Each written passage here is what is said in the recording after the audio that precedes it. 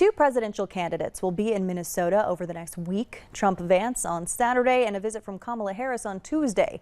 Minnesota's governor, Tim Walz's name remains in the running for the Democratic ticket. Valley News Team's Quinn Gorham takes a look at what Walz could bring to the table. Governor Tim Walz could very well be a vice presidential candidate this fall. It would take a lot for that to happen, but sources say the Harris campaign has requested vetting materials from the governor of Minnesota.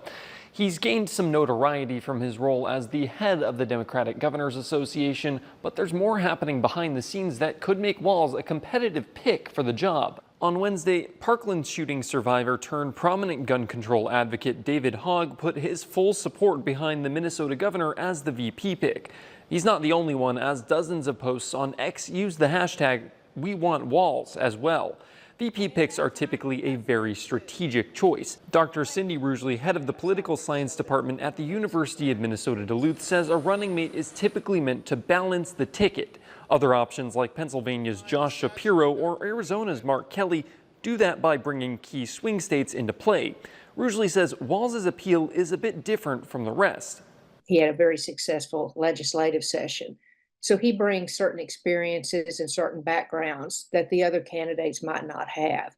But at the same time, he's not well known outside of the Minnesota area. Rugeley says that despite Walz's potential ability to appeal to both centrist and progressive voters, his lack of a national presence could be a shortcoming. That said, the governor of Minnesota has appeared on national TV programs almost every day over the last week or so, which could be an effort to change that.